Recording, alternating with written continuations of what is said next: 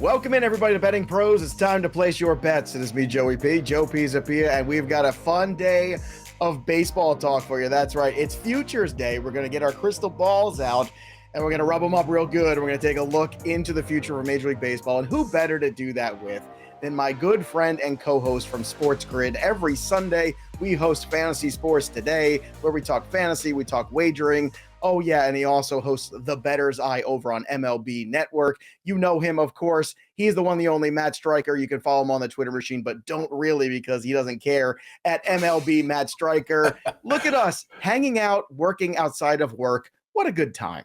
Yeah, it's so odd, and I have to tell you, I'm so blessed that, Keith Irizarry hosts Bettor's Eye, you and I are doing sports. But I work with the two best bald guys in the game, alliteration aside, I really do.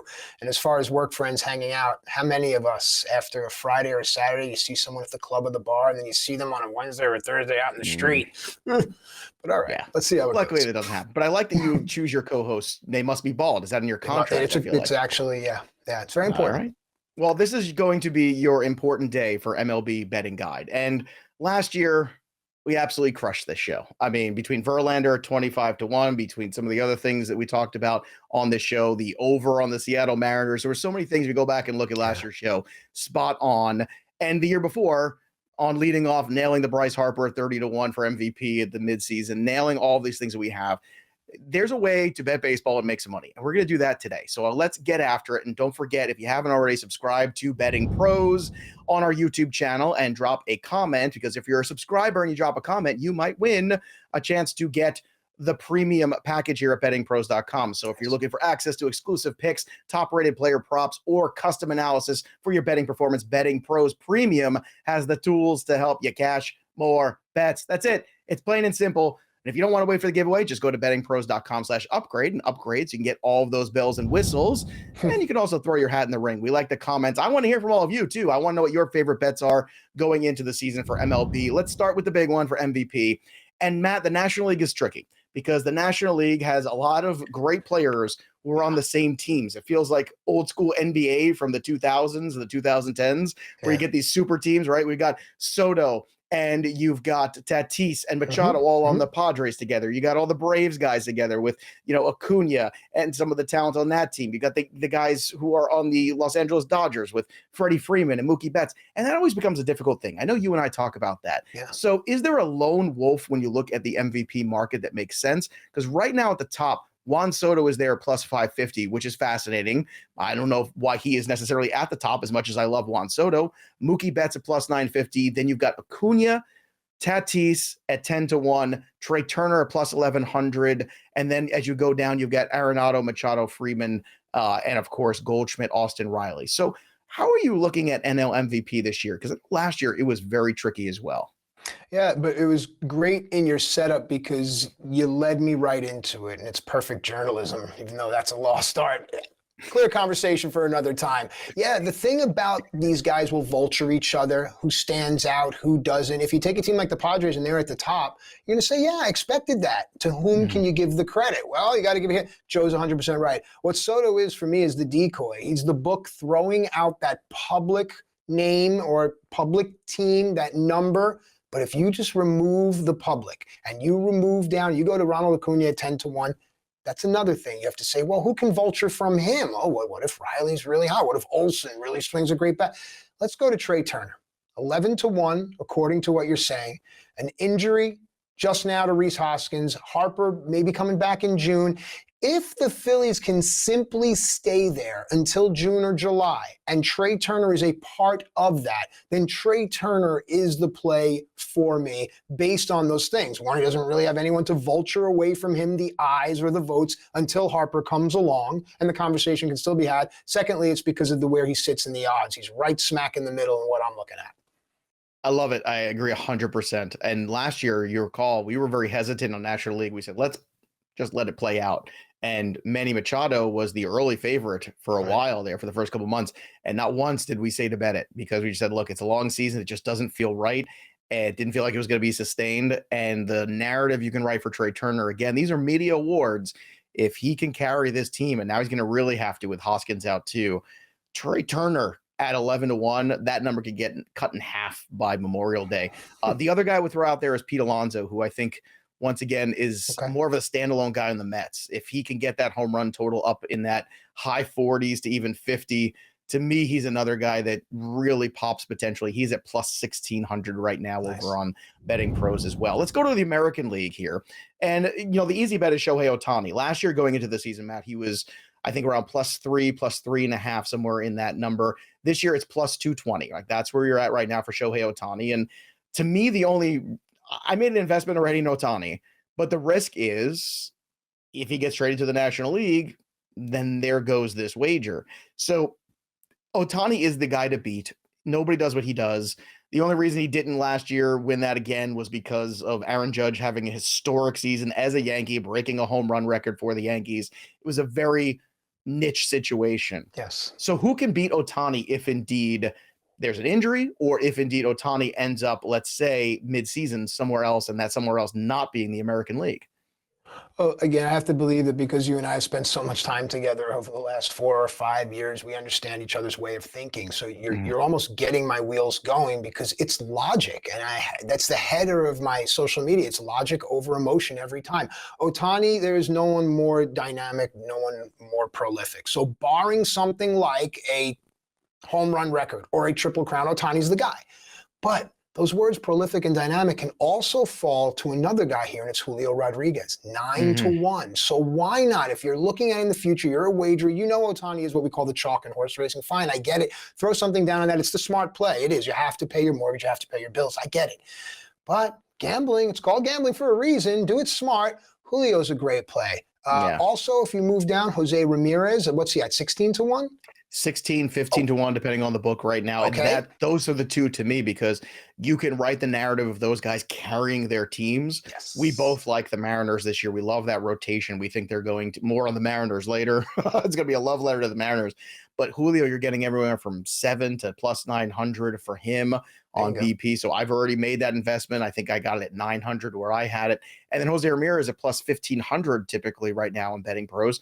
And that's another guy too, Matt. This guy just doesn't get enough credit, I feel like, for how good of a player he is and how much he's done. He took the hometown discount.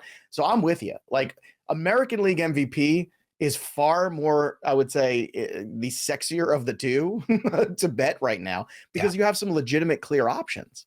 And I would not discount, if you really want to get sexy, again, a guy that may need to put a team on his back should he be healthy is Kyle Tucker. And if you can catch 25-1 on Kyle Tucker right now before the 1st of April, that's another ticket to hold on to and see what happens. Just a thought. Yes, especially if Alvarez has any injury too, and Altuve already going to miss time. So if Tucker carries that squad, that's another great one. Let's talk about Cy Young here, Matt. Let's talk about the guys at the top of the board. Sandy Alcantara, the reigning undisputed at plus 500, same as Corbin Burns. Justin Verlander, coming off his AL Cy Young, would be fun to win one in the National League.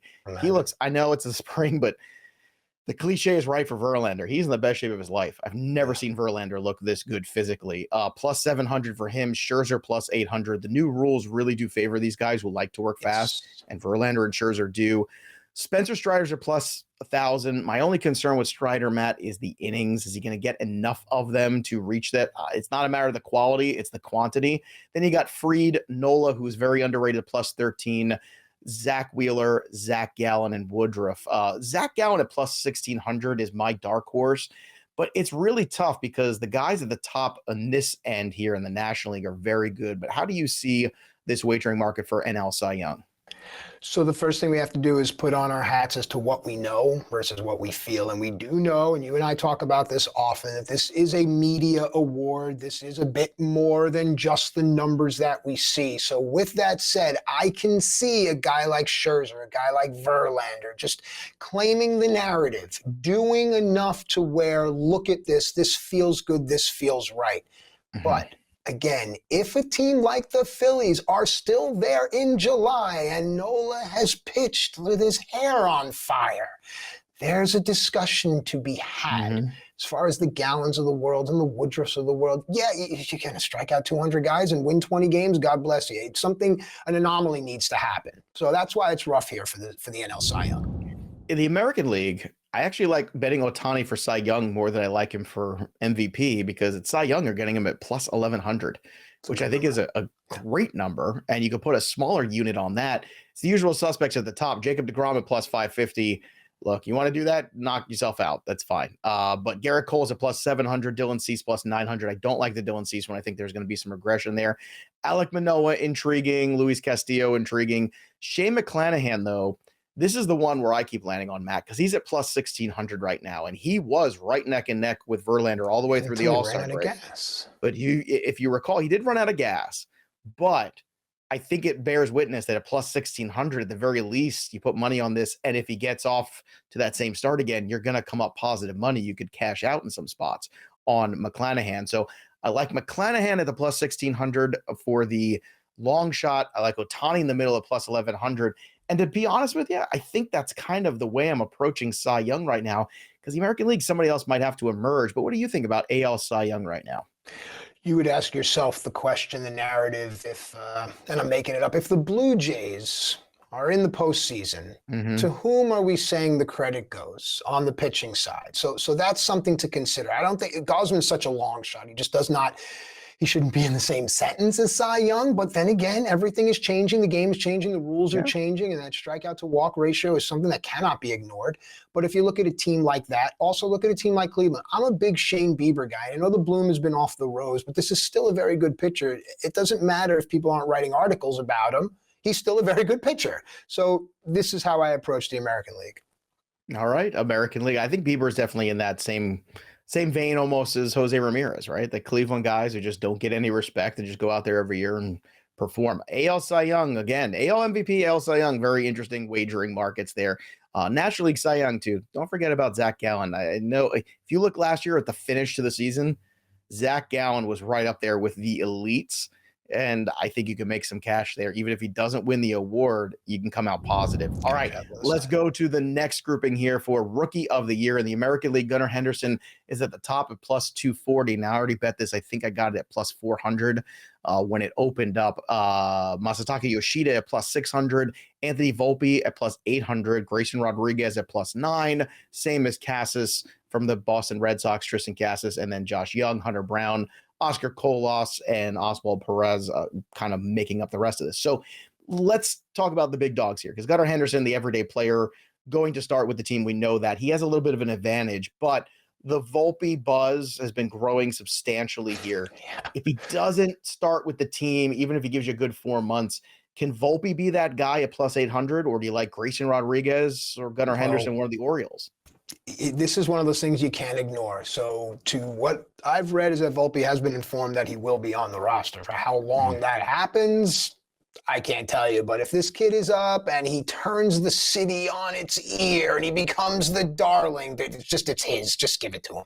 But I do want to caution people. Last year, and I won't waste your time and say, do you know who was the chalk before the season for the NL Rookie of the Year? Do you have any? It was the guy on Chicago. His name's going to elude me right now. Seiya Suzuki. Seiya Suzuki, and then he hurt his thumb. I warned everybody not to go after. Right, and he hurt his thumb, and then you just didn't hear anything again. I don't think that's going to happen to Gunnar Henderson. I think he is the real deal. But Volpe is sexy. Jung is sexy. If Texas does anything at all, and if Hunter Brown is healthy and Houston stays where they should be, a lot of people are going to look at Hunter Brown and say, who's that guy? And Joe and I'll be like, we were talking about him back when there was still some snow on the ground. There you go. National League Rookie of the Year, Jordan Walker at the top now, ahead of Corbin Carroll, which the Corbin Carroll number I locked in real early. As soon as they came out, I went right for Corbin Carroll, and I got a very good number, much higher than what it is right now, which is plus 400. So it's your last chance to get there. Miguel Vargas, who's going to get more playing time potentially. He's a very versatile player for the Dodgers. Doesn't have a whole lot to prove left in the minor leagues. At plus 850 is intriguing. Kodai Senga is intriguing at plus 850. Ezekiel Tovar at plus 1,000, who's going to be the everyday shortstop for the Rockies. This is an incredible crop. And look, Jordan Walker deserves to be probably at the top of it. I'm still going with Corbin Carroll. That's still my guy. But I could see any of these five going through. And Tovar is a fascinating one. After that, it gets a little hazy for me. You get a couple of the other Mets prospects like Beatty and Alvarez. But really, I'm focusing on this top grouping because this top five is very good. And you're getting some really good numbers. Everything is plus 400 all the way to plus 1,000. So is there a favorite here for you in the National League version? Well, it's funny, and it's not because you mentioned Tovar, I think 2 or 3 times there. A lot of people are going to be all over him. The Rockies also signed Dickerson Profar, who probably will lead off. Now, Tovar was supposed to hit at the bottom, and then if he gets his hit tool up a little bit, come up to the top of the order, it becomes a much different conversation. But until that happens, temper expectations. Let's move to a guy like Miguel Vargas, who, if he can show some patience, during spring training, they didn't have him swinging at all. He just went up there just to look at pitches because of an injury. Now he's swinging. If he can learn patience at the plate, surrounded by some of those hitters, learn from Freeman, learn from Betts, the maturation of Vargas could be very fun to watch. But I'm with you on Carroll 1,000%. I just believe his tools are far more developed than the rest of the guys here. And if Walker's healthy, I'll have to rewind and take my foot out of my mouth. But as of right now, it's Corbin Carroll. Yeah, Walker's a fascinating one, but Carroll, everyday player, they already locked him up there to that $100 million extension. It feels like the Diamondbacks know what they've got. So again, I was just jumping on this right away, and I urge everybody else, jump with me on Corbin Carroll there. Everybody knows who listens to our shows on the MLB channel how much Welsh and I are into Corbin Carroll. Before we hit the division winners, World Series, and all of that stuff, just going to go through some of our favorite over-unders going into the season. My favorite over right now is, to no one's surprise, the Seattle Mariners, because look at that Mariners pitching staff, and there's not a lot of teams that are 4 deep. And I think they really are. Between Castillo, Ray, Gilbert, and Kirby, that's a really good 4 rotation. I think the Teoscar Hernandez move was a very good one. I think the Colton Wong move was a sneaky good one too. And I think they've got the pieces there to acquire another bat should they need it. If Jared Kelenic ever gets straight and can carry over what he did in the spring or what he's done at AAA over to the big league level, he would be the missing piece. Yes. But I don't want to count on that necessarily because we've been unfortunately let down more than once about it. However, the Seattle team is where I'm going in the over. Do you have any interesting overs that you like on any teams on some win totals going into this year?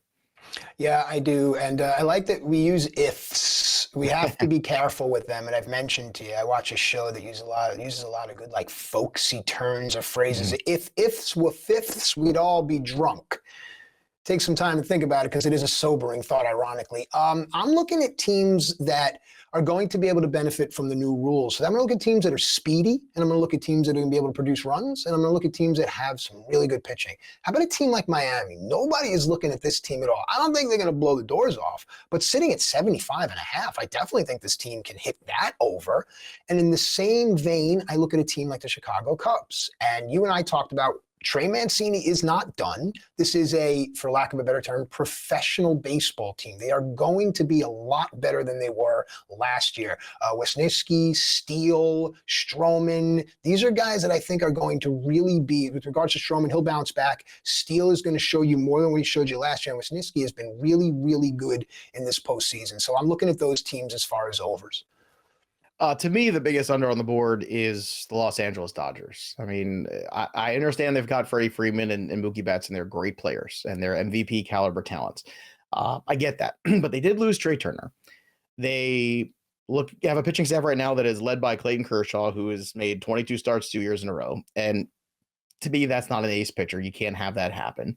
Julio Urias is a very good pitcher, but after those two guys, you have Tony Gonsolin, who's due for enormous regression and starting the year off in the IL. You've got Syndergaard and Gingergaard, who I have no idea how many innings you're going to get out of either of them. So unless the Dodgers are pulling off some massive trades, and they already had some injuries with Gavin Lux, so now they're calling upon other players that might have been trade. Miguel Vargas would have been a trade piece, but now he is a piece you're going to have to play more often. To me, I just don't see how the Dodgers get to 96.5. That's just, to me, where I'm at with the Dodgers. Too many questions. And not to mention, let's talk about the bullpen too, which, I mean, who is the closer? Is it Phillips? I guess we shall see.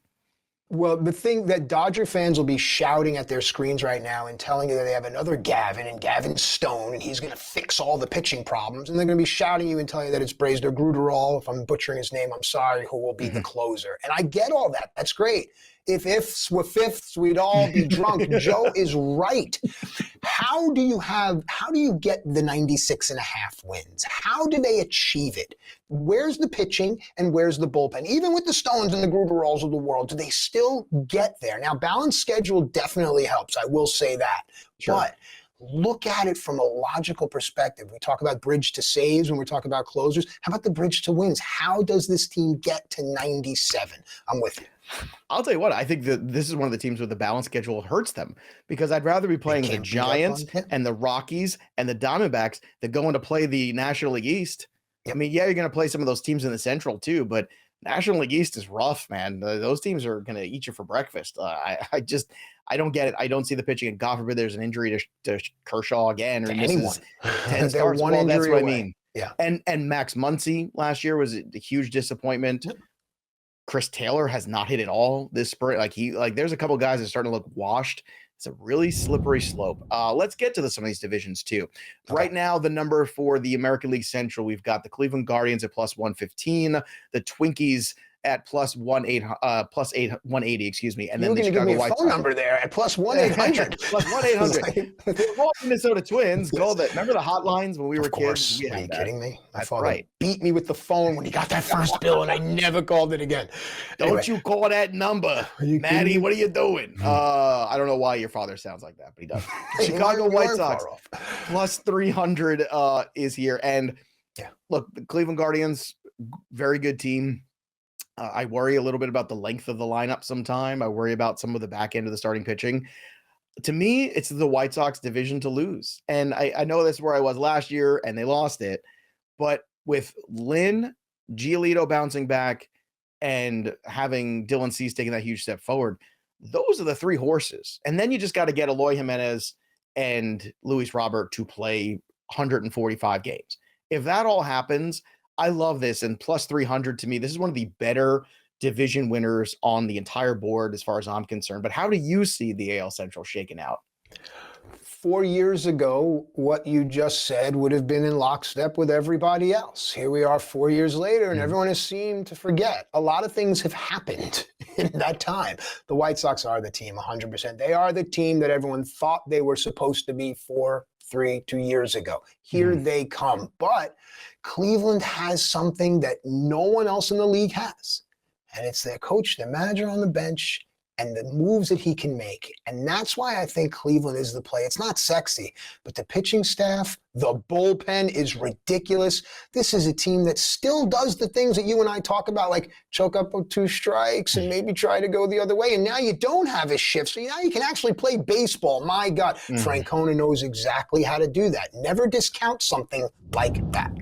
Never discount the Rays in the American League East, plus 270 for them, plus 210 for the Blue Jays. And of course, the Yankees, most public team in sports, plus 120. Matt, what's your take on this division? Because this one's tighter. Jays time. Now I think it's finally their time. I think they went out, they got Bassett, they shored up that pitching staff. I think Romano's good on the back end. Everyone's looking at Vlad, and they're missing out on how great Bo Bichette is. All right. Look, I think that's the better of the wagers because you're getting the better number here. The plus 210 over at BettingPros. AL West, everyone says it's the Astros division to lose. They're minus 185. They're a terrific team, but they did lose Verlander. Yeah. I like them bringing in Jose Abreu. I think that's a great move in the offseason. But losing Verlander, I think, is a big loss. And now you're putting a lot of pressure on a younger pitching staff. Framber Valdez is terrific. But you're putting a lot of pressure on the Hunter Browns and the Christian Javiers of the world. I think Christian Javier is ready for it, but I'm not quite so sure. Plus 360 on the Mariners. Look, if Alvarez's hand is a problem and Altuve misses 2 months here to open the season, I know Alvarez is already playing and back and stuff like that, but again, it's one of those things. Sometimes these injuries have a way of creeping back up on these guys. Plus 360 for the Mariners sounds like a really juicy situation. Then you have the Angels at plus 550. I'm not going to mess around with them, or the Rangers at plus 1,000. I'm sorry. Everything could break right for those teams, but that's asking a lot. The Mariners at plus 360, to me, that's the only wager you can make in the West. Yep, I agree 100%, but take everything I said about Cleveland and Terry Francona and just replace it with Dusty Baker, because Francona, Price, and Baker, I would say, and Buck are the 4 guys in the league. And if I'm forgetting anyone, I'm sorry, that could really pull strings that no one else can. But the Mariners are the wagerers play because of the plus number. Another tight division here, the Cardinals and the Brewers. Last year, you got this right. I got this wrong. You were on your Cardinals. They're minus 130. The Brewers are plus 165. I'm a sucker for the Brewers. I know the Cubs are plus 600. I'm not screwing around with them. Not doing it. But the Brewers are plus 165. I like this. I think I still look at this pitching staff. And again, that those are three horses. And, Wainwright starting on the IL, looks like already. The Cardinals pitching with Flaherty and Wainwright and all these guys, it just seems a little thin to me. I know Montgomery was good, but that Brewer pitching staff, and the Brewers have some bats. They can swing it too. Yeah. I like the Brewers this year. I'm doubling down on the Brewers, and I'm doubling down on the White Sox, Matt. I'm incorrigible. As you should, because again, this is going to be one of those things, half a game lead coming out of the last day of the season. You're right. The Cardinal pitching is of concern, and full disclosure, I am a fan. It is of concern, and Milwaukee is going to be there. Milwaukee's bats. I think St. Louis can contend with Milwaukee's bats a lot. And Brendan Donovan, people have no idea how good this kid's going to be, and he plays everywhere. But I'm with you, man. I think maybe it's Milwaukee's turn this season. The NL West is the Dodgers at minus 125, the Padres at plus 120, and then you have the Giants at plus 1,200. But look, the Padres, to me, if you like the Padres, don't bet them to win the West. Just save your money and go bet them to win the National League, which, to me, is just the better one to go through. And then you have the National League East with the Braves, the Mets, and the Phillies here. The Phillies number is going to change. It was plus 340, but with Hoskins, my guess is it gets pushed to maybe that 400 range. That feels about right to me. The Mets at plus 170, the Braves at plus 100. Last year, the Mets were the favorite. The Braves should be the favorite until further notice.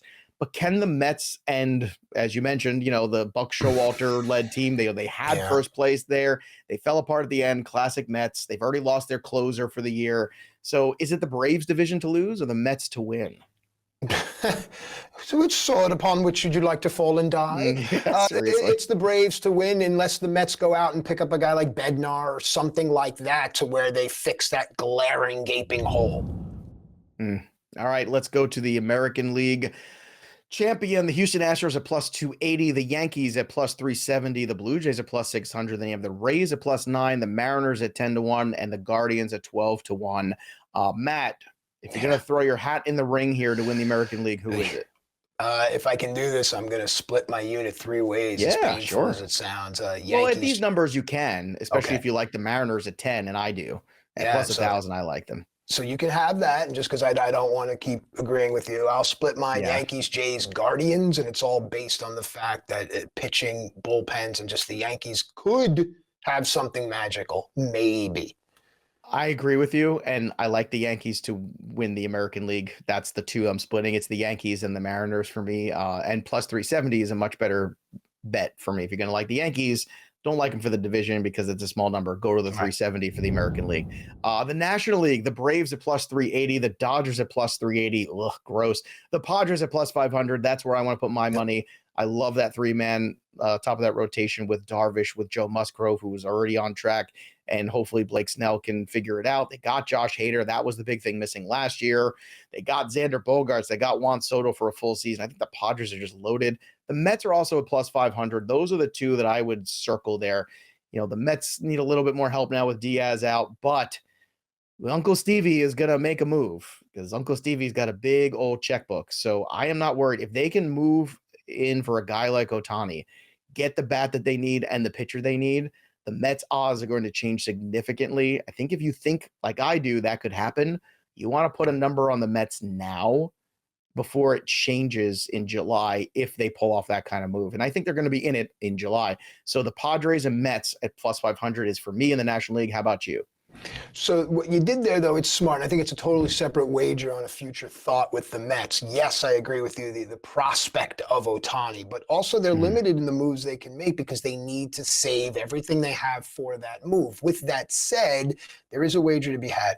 The Braves know how to do this. The Phillies know how to do this. The Padres, do they know how to win? That's the question. So you can split a unit 3 or 4 ways on those teams, but keep those things in mind. Let's see who can win it all. The World Series, the Astros at plus 600, the Braves plus 750, the Dodgers at plus 750, the Yankees at plus 850 is a great number. Circle this one, boys and girls, because the Yankees have that influx of youth and theoretically, 4 starting pitchers in the top 35 in fantasy. That's no joke. If Rodon is right and working his way back, Rodon, Cortez, Severino, and Cole. That's a really good grouping there.